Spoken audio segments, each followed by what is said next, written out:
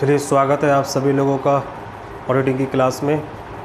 पिछली क्लासों में हम लोगों ने ये जाना कि एरर्स क्या होती हैं और एरर्स के क्वेश्चंस किस तरीके से आते हैं, ये सब हम लोगों ने देखा। देखिए, आज का टॉपिक हम लोग लेंगे, आपका बहुत इम्पोर्टेंट टॉपिक है ऑडिटिंग में, और अक्सर इसमें से हर साल चार पाँच क्वेश्चन आते ही आते हैं और इसकी जानकारी हमको होनी भी चाहिए, ठीक है ना। आज हम बात करेंगे आप लोगों से फ्रॉड, एम्बेजमेंट, मिस एप्रोप्रिएशन के बारे में। कपट क्या होता है, धोखा क्या होता है, ठीक है, गबन क्या होता है, इसके बारे में आप लोगों से चर्चा करेंगे। एक विशेष बात मैं आप लोगों को बता दूं कि अब हम लोगों को जैसे हम लोगों ने काफ़ी इसमें से पढ़ लिया है, तो हमको कॉन्फिडेंस लाने के लिए जो है पिछले साल के पेपर ज़रूर देखने चाहिए। आप लोग लास्ट ईयर के पेपर देख लीजिएगा, ठीक है, और लास्ट ईयर के पेपर से जितना पढ़ा है उसमें से देखिए कि कितने क्वेश्चन हमारे आ रहे हैं। वैसे कायदे में आप लोग खुद देखें, 2019 का, 2018 का, 2020 का, 17, 16, ठीक है, जितना भी मैक्सिमम हो पाए, तो उससे आपको ये आइडिया हो जाएगा कि क्वेश्चन किस तरीके से आते हैं, या हम लोग जो स्टडी कर रहे हैं वो कैसी हमारी स्टडी चल रही है, या हम लोग सही ट्रैक पर हैं या नहीं है, या हमको कुछ और पढ़ने की ज़रूरत है या नहीं है।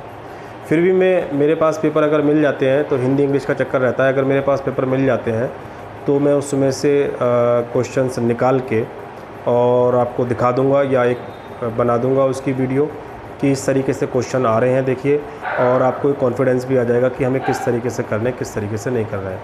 तो आई होप शायद जो है यहाँ तक का कराने के बाद अगली वाली वीडियो में मैं बनाऊँ, मुझे पेपर मिल जाए तो देखता हूँ मैं इसका, ठीक है। चलिए, जानकारी के बाद अब मैं आपको यहाँ पे समझाऊंगा आज फ्रॉड, ठीक है। फ्रॉड क्या होता है, देखिए एक्चुअली में क्या है कि जो एरर्स होती थी, एरर्स जो हमसे होती थी, गलतियाँ हमसे होती थी, वो अनजाने में होती थी, जानबूझ के हम लोगों से नहीं की जाती थी, इसलिए इसको हम लोग क्या बोलते थे, एरर्स। और जो गलतियाँ हमसे जानबूझ के करते हैं, जो हम जानबूझकर गलतियाँ करते हैं, तो वो गलतियाँ नहीं हो सकती, ठीक है ना। गलतियाँ वो होती है जिनको सुधारा जा सकता है, ठीक है। और जो बंदा गलती एक्सेप्ट ही ना करे, अपनी गलती को माने ही ना, तो वो गलतियाँ नहीं रह जाती, फिर वो बन जाती है कपट। क्या बन जाती है? कपट, फ्रॉड बन जाती है, ठीक है। तो फ्रॉड कपट को कहते हैं। वैसे फ्रॉड और मिस एप्रोप्रिएशन, गबन अलग चीज़ होता है। गबन का मतलब होता है कि तुम लोगों ने फर्म में से पैसा चुरा लिया या कुछ उसके यूटिलाइज़ कर लिया और उसका रिकॉर्ड नहीं रखा, गायब कर दी, उसको बोलते हैं मिस एप्रोप्रिएशन, ठीक है ना। और एक शब्द और इसके लिए इस्तेमाल होता है, एम्बेजमेंट, ठीक है। हाँ, तो इसके बारे में हम आपसे चर्चा करेंगे कि फ्रॉड क्या होता है, एम्बेजमेंट क्या होता है, मिस एप्रोप्रिएशन क्या है। तो यहाँ पर हम लोग एक बात समझ लेंगे कि तीनों को मैं एक ही चीज़ मान रहा हूँ, फ्रॉड, मिस एप्रोप्रिएशन और एम्बेजमेंट, ठीक है। कंफ्यूज मत होना आप लोग। तो देखिए, बहुत इंपॉर्टेंट टॉपिक है, बहुत ध्यान से देखें इस पर आप लोग। ये यहाँ लिख देता हूँ, फ्रॉड, फ्रॉड के बाद एक शब्द है यहाँ पर मिस एप्रोप्रिएशन,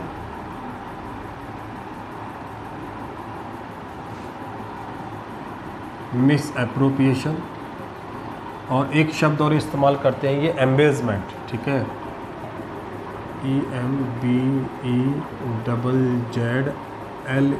EMBEZZLEMENT, एम्बेजमेंट, ठीक है।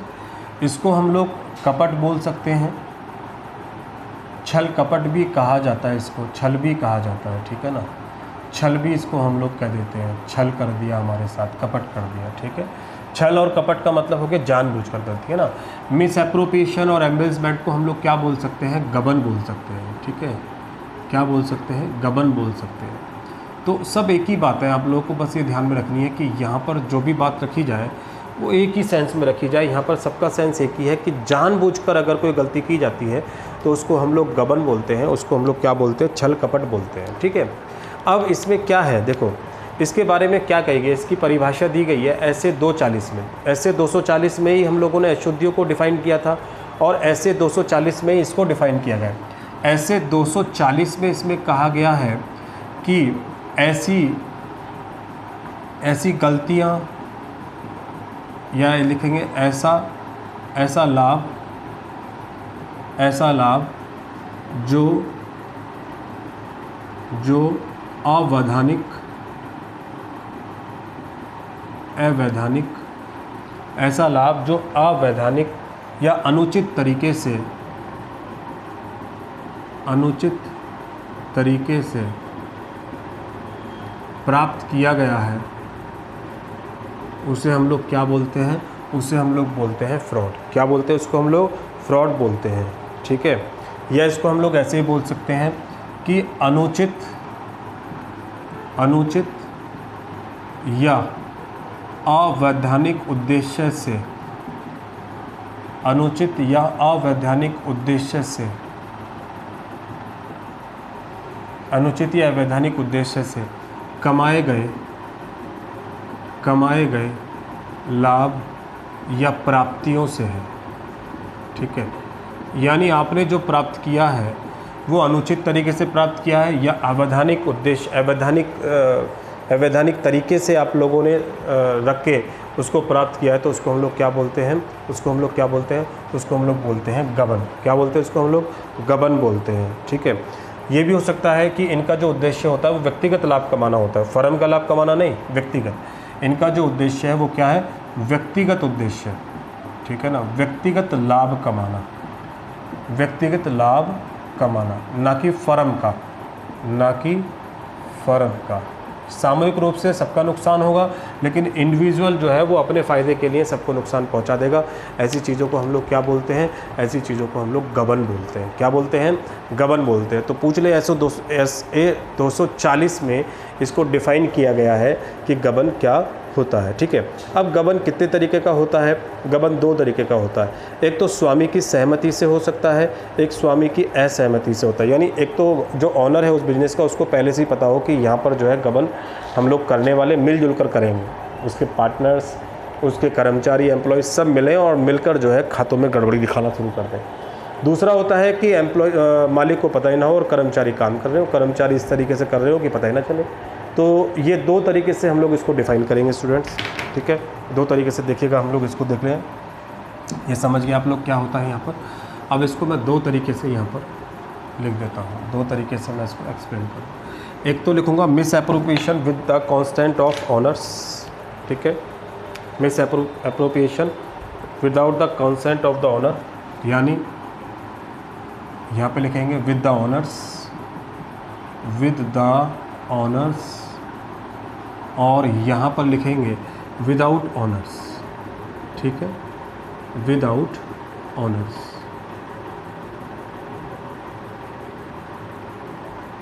ठीक है। विद द ऑनर्स या लिखेंगे विदाउट ऑनर्स, यानी स्वामी की सहमति के बिना, यहाँ पर लिखेंगे स्वामी की सहमति के बिना, ठीक है। और यहाँ पर लिखेंगे स्वामी की सहमति से, स्वामी की सहमति, स्वामी का मतलब मालिक से समझना, ठीक है, स्वामी की सहमति से। अब ध्यान रखना कि स्वामी की सहमति से अगर गबन करते हैं तो ये 2 तरीके का गबन होगा बच्चों। एक तो होगा मैनिपुलेशन इन अकाउंट्स, खातों में गड़बड़ी करेंगे, और दूसरा विंडो ड्रेसिंग। क्या करेंगे? Window dressing. देखिए इसी को मैं लिख देता हूँ यहाँ पर, ये लिख रहे हैं यहाँ पर कि मैनिपुलेशन इन अकाउंट्स, मैनिपुलेशन इन अकाउंट्स, मैनिपुलेशन इन अकाउंट्स, यहाँ देखिएगा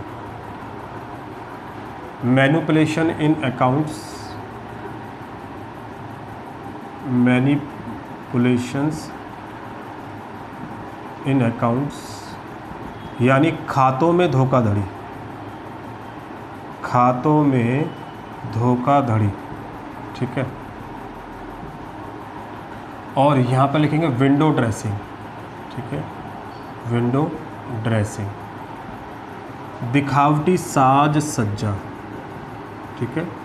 दिखावटी साज सज्जा का मतलब क्या होता है कि जब कंपनियों की पोजीशन बहुत ख़राब हो जाती है, जब कंपनी की मार्केट में रेपुटेशन बिल्कुल ख़त्म हो जाती है, कंपनी को लगता है कि अब हम चल ही नहीं पाएंगे, कंपनी की सिचुएशन बिल्कुल बेकार हो जाती है, तो ऐसी कंडीशन में कंपनी को ना बैंक से लोन मिल पाता है, ना कंपनी को उधार मिल पाता है, और ना कंपनी किसी को जो है कुछ माल बेचती है, ना उससे कोई डीलिंग करना पसंद करता है। जब रेपुटेशन बिल्कुल ख़राब हो गई तो ऐसी कंडीशन में क्या करेंगे फिर हम लोग? तो ऐसी कंडीशन में कंपनी क्या काम करती है? अपनी बैलेंस शीट को दिखावटी रूप से सजा देती है, यानी ऊपर से उसको इस तरीके से कर देती है कि कोई भी अगर उसे देखे तो ऐसा लगे जैसे ओहो क्या चीज़ है, और अंदर से बिल्कुल खोखली होती है। इसका एग्जाम्पल मैं तुम्हें दूँ विंडो ड्रेसिंग का, कि जैसे तुमने देखा होगा कि फ्रूट्स वाले फल बेचते हैं, जो ठेले पे फल बेचते हैं, तो तुमने देखा होगा कि वो अपने फलों को आगे आगे जो है बड़े अच्छे तरीके से लगा लेंगे, बिल्कुल अच्छे तरीके से, और जो ख़राब फल होगा वो अंदर की तरफ रख लेंगे।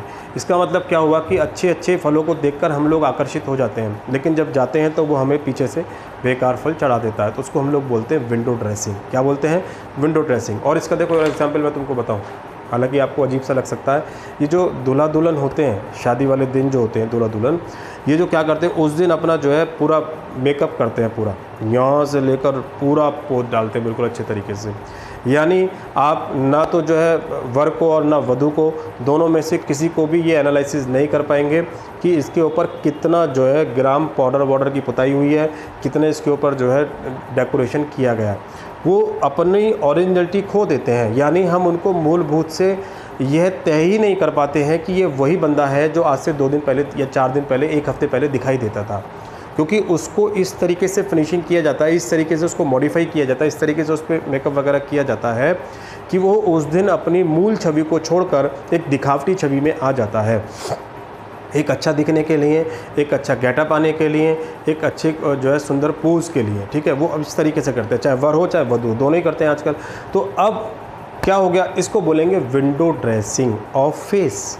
फेस का उन्होंने क्या काम करा कि जो रियल था उसको दुबका दिया और जो कुछ और है वो हमारे सामने दिखाई दे रहा है। अगर आपको रियल पिक्चर देखनी है, रियल तस्वीर देखनी है, तो वो 2 या 3 दिन बाद जब हम वर को या वधू को देखते हैं तो हमें पता चलता है अरे शादी में तो ये अलग तरीके से दिख रहे थे, आज अलग तरीके से दिखाई दे रहे हैं। इसका मतलब क्या हुआ? This is a window dressing, कि रियल पिक्चर कुछ और है और दिखाई कुछ और जा रही है। बिल्कुल सेम इसी तरीके से बैलेंस शीट होती है।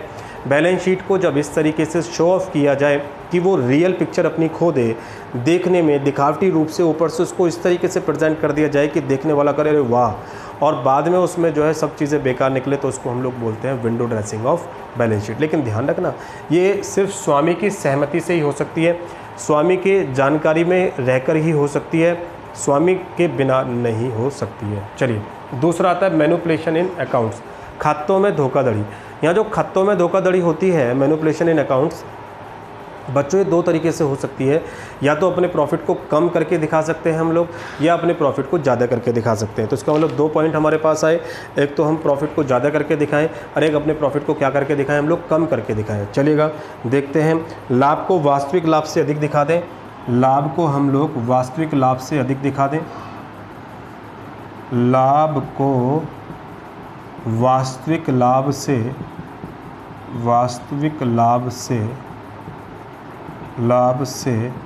अधिक दिखा दें, लाभ को वास्तविक लाभ से अधिक दिखा दें। या ये हो सकता है कि लाभ को वास्तविक लाभ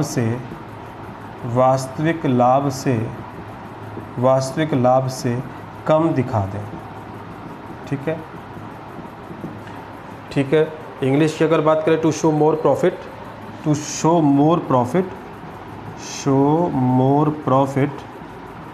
फ्रॉम एक्चुअल प्रॉफिट। ठीक है, एक्चुअल प्रॉफिट से ज़्यादा दिखा देना। और यहाँ पर क्या करेंगे, show less profit from actual profit से कम करके हम लोग अगर दिखा दें तो ये हमारे पास हो सकता है। अच्छा, ध्यान रखेंगे, ऐसा तो बहुत कम होगा। कैसा कम होगा कि लाभ को वास्तविक लाभ से अधिक दिखा दें, यानी हमारे पास एक्चुअल प्रॉफिट जितना हुआ है उससे का ज़्यादा हम लोग दिखाने लगे। ऐसा बहुत कम होगा। ऐसा हम लोग नहीं दिखाना चाहेंगे, क्योंकि अगर ऐसा हम लोग दिखाएंगे तो हमको डिविडेंड बहुत ज़्यादा पेमेंट करना पड़ेगा, हमें टैक्स बहुत ज़्यादा पेमेंट करना पड़ेगा। जब पोजीशन हमारी फर्म की अच्छी है तो फिर हम पेमेंट क्यों नहीं कर पा रहे हैं, इसमें तो ये सिचुएशन निकल के आ जाएगी। तो ऐसा कंपनियाँ बहुत कम करती हैं। लेकिन फिर भी अगर उन्हें कहीं से लोन लेना है या कहीं से कुछ और जो है फ़ायदा उठाना है, या किसी से जो है डमी करनी है, या किसी से अमेंडमेंट्स लेने हैं, या किसी से जो है डोनेशन लेना है, तब कंपनियां ऐसा दिखा सकती हैं। ठीक है, अक्सर ऐसा दिखाती हैं, अक्सर, क्योंकि प्रॉफिट को कम करके अगर दिखाएंगे तो प्रॉफिट हो रहा है ज़्यादा लेकिन दिखा कम रहे, तो हम क्रेडिटर को भी कम पेमेंट करेंगे, अपनी बैंक की इंस्टॉलमेंट जो भी हमने लोन ले रखा है उसको भी कम करके दिखा सकते हैं। बोले जी हम तो जो है बड़े स्थिति ख़राब चल रही है इसलिए हम कम करके दिखा सकते हैं, या डिविडेंड भी कम दे सकते हैं। ऐसा बहुत कुछ हम लोग कर सकते हैं, लेकिन कब, जब लाभ को वास्तविक लाभ से हम कम करके दिखाएं। और यहीं पर जन्म होता है सीक्रेट रिजर्व का। देखो, सीक्रेट रिजर्व अगर तुमको बनाना है तो वो यहीं से बनेगा। सीक्रेट रिजर्व के बारे में आप लोग जानते होंगे। ठीक है, सीक्रेट रिजर्व जो बनेगा वो यहीं से बनेगा, गुप्त संचय। ठीक है, गुप्त संचय यानी ऐसा रिजर्व जो बैलेंस शीट पे दिखाया नहीं जाता और फिर भी बन जाता है, उसको हम लोग क्या बोलते हैं, सीक्रेट रिजर्व। हालांकि ये सिचुएशन अच्छी मानी जाती है सीक्रेट रिजर्व बनाने से, फर्म की पोजीशन अच्छी हो जाती है। खैर कुल मिला के सीक्रेट रिजर्व के बारे में पूछे तो आप बताना कि ये किस में आएगा, with the honours of constant. ये स्वामी की सहमति से किया जाने वाला गबन है, और स्वामी की सहमति से दो तरह के गबन हम लोगों ने एनालिसिस कर लिए, manipulation and account, window dressing, और इसमें दो तरीके ये आ जाते हैं। ठीक है, अब हम चलेंगे इस तरफ। ठीक है, स्वामी की सहमति के बिना, देखिए सबसे ज़्यादा जो होते हैं वो यही होते हैं, स्वामी की सहमति के बिना। स्वामी की सहमति अगर होगी तो फिर वो जो है फिर तो बड़ा गबन करेगा ना, वो ऐसे गबन क्यों करेगा। तो स्वामी की सहमति के बिना जो गबन होता है हम यहाँ पे डिस्कशन करेंगे। ठीक है, कौन कौन से गबन होते हैं, कैसे कैसे गबन होते हैं, इसको हम लोग देखेंगे। तो स्वामी की सहमति के बिना जो गबन हमारे पास होते हैं, तो देखिए हमारे पास कौन कौन से गबन होंगे, इसमें हम लोग देखते हैं। पहला हमारे पास हो सकता है, देखिए यहाँ पर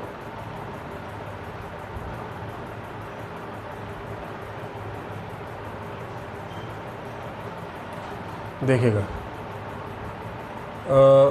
एम्बेजमेंट ऑफ कैश,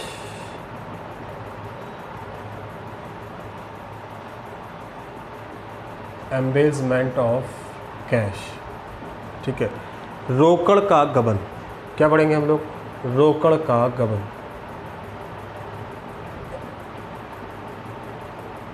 दूसरा हम लोग पढ़ेंगे एम्बेजमेंट ऑफ गुड्स, माल का गबन।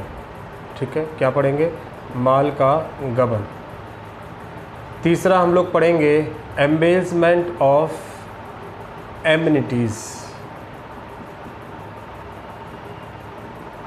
एमिनिटीज़ का मतलब होता है सुविधाओं का गबन, या इसको हम लोग कह सकते हैं एम्बेजमेंट of facilities.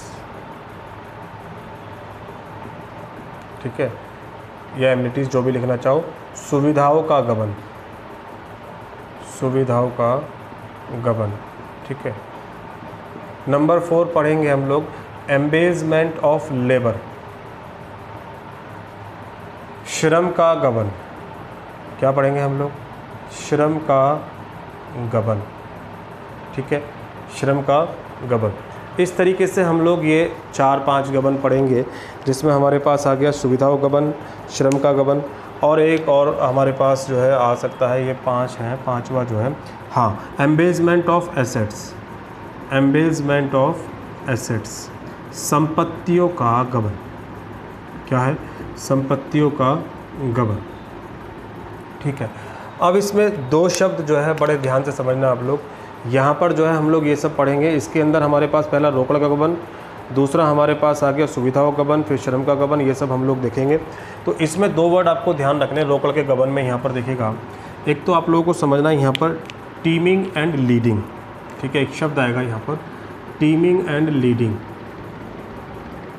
Teeming and leading, और एक शब्द आएगा काइटिंग। ठीक है ना, हिंदी में भी इनको इन्हीं नाम से जानते हैं। यहाँ पर बोलेंगे टीमिंग एंड लीडिंग, टीमिंग और लीडिंग, और यहाँ पर बोलेंगे इसको काइटिंग। ठीक है, काइटिंग। अब ये टीमिंग और लीडिंग और काइटिंग क्या होता है, तो देखो इसको हम लोग क्या करेंगे, इसमें काइटिंग का जो रिलेशन होता है वो ध्यान रखना कि काइटिंग का जो रिलेशन है वो बैंक बैलेंस से ध्यान रखना बस। ठीक है, देखो पहली बात तो क्या है, पहले इनको समझो कि ये जो कह रहा है स्वामी की सहमति के बिना जो गबन होते हैं, इसमें क्या होता है कि कर्मचारी अपने घर पर ये माल ले जाते हैं, चुराते रहते हैं और रिकॉर्ड में दिखाते नहीं हैं, तो इनको हम लोग बोलते हैं स्वामी की सहमति के बिना होने वाले गबन। ये किसके द्वारा करे जा सकते हैं, ये मैनेजर के द्वारा करे जा सकते हैं, ये एम्प्लॉयज़ के द्वारा करे जा सकते हैं, ये लेबर के द्वारा करे जा सकते हैं। ठीक है ना, लेकिन मालिक को इन चीज़ों की जानकारी नहीं होती है। जैसे इसमें सबसे पहले कह रहा है एम्बेजमेंट ऑफ कैश, तो कैश का सारा हिसाब किताब कौन रखता है, अकाउंटेंट। तो 99% ये जो गलती करेगा कौन करेगा, ये गलती कौन करेगा आप लोगों का, ये गलती करेगा अकाउंटेंट। कौन करेगा गलती, अकाउंटेंट।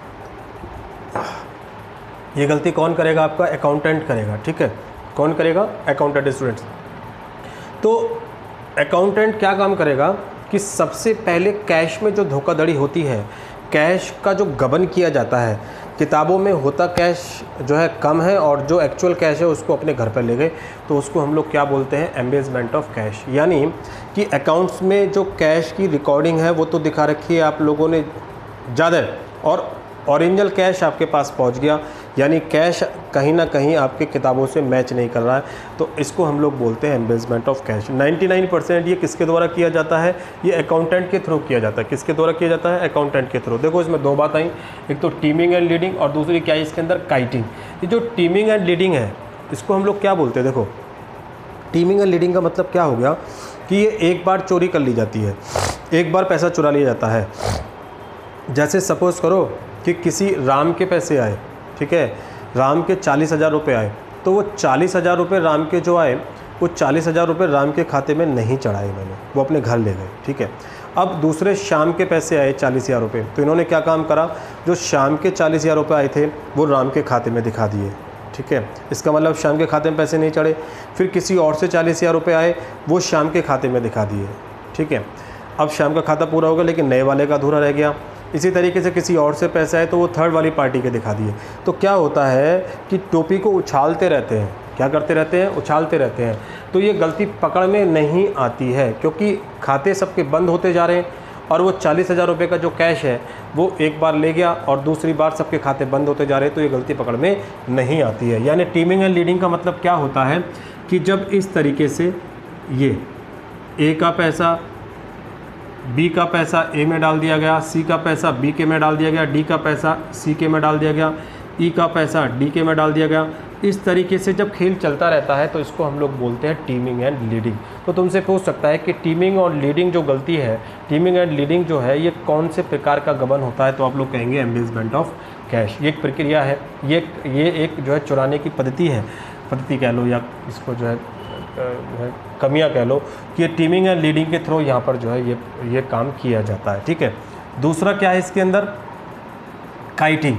क्या है दूसरा आपके पास वर्ड, काइटिंग। देखिए काइटिंग का जो मतलब है वो वेस्ट में यूज़ किया जाता है। काइटिंग सबसे ज़्यादा शब्द जो इस्तेमाल किया जाता है वेस्ट का शब्द है, वेस्टर्न कल्चर में ये इस्तेमाल किया जाता है, वहाँ की बैलेंस शीट में किया जाता है।